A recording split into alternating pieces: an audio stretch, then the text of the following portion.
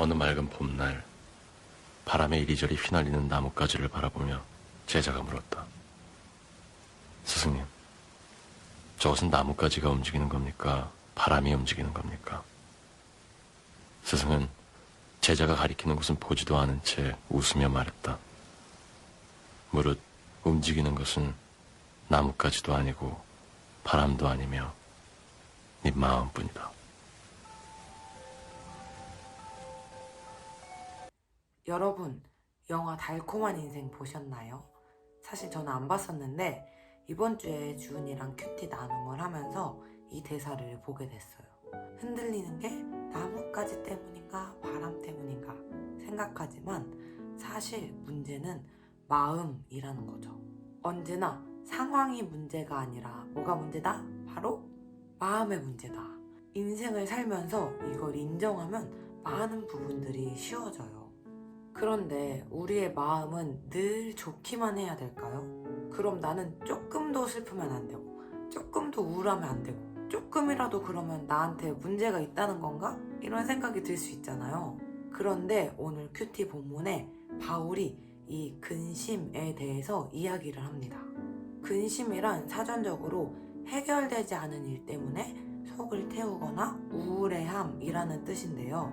근심이 꼭 나쁘지만은 않다는 거예요.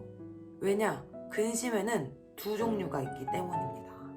하나님의 뜻대로 하는 근심은 후회할 것이 없는 구원에 이르게 하는 회개를 이루는 것이요. 세상의 근심은 사망을 이루는 것이니라. 하나님의 뜻대로 하는 근심과 세상 근심이 있대요. 그렇다면 하나님의 뜻대로 하는 근심이 뭘까요?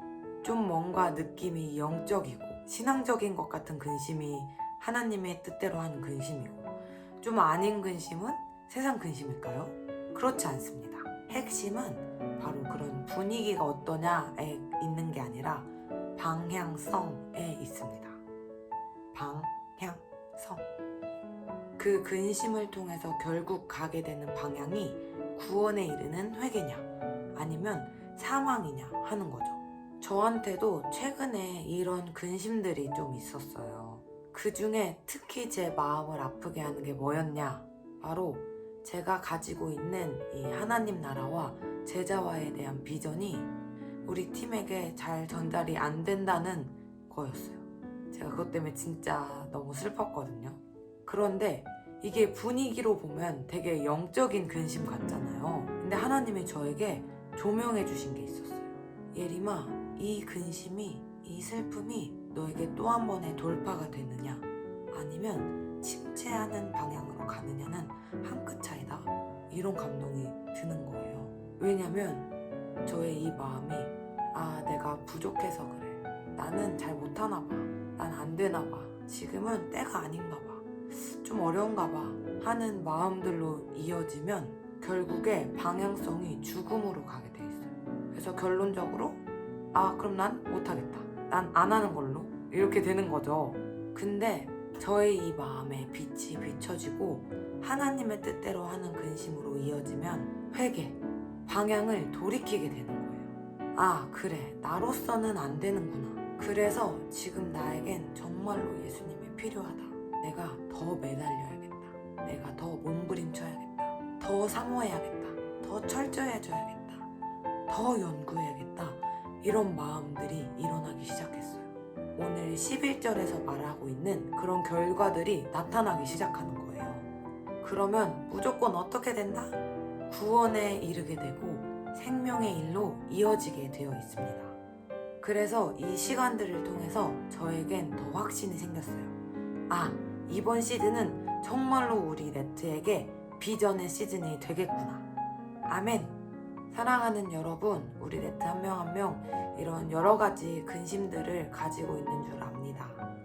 그런데 그 근심들이 무조건 나쁜 게 아니에요. 다만 여러분들의 그 근심이 정말로 죽음을 향해 가지 않기를 원합니다.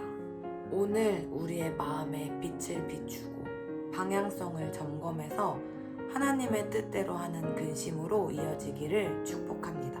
지금은 마음이 좀 아플 수 있지만 그 길 끝에 반드시 생명의 일을, 구원의 일을 보게 될 것입니다. 그래서 아, 이런 근심은 정말로 달콤한 근심이구나 하고 고백할 수 있는, 그렇게 기뻐할 수 있는 우리 권예림 네트 되기를 간절히 소망합니다. 여러분 너무너무 사랑합니다.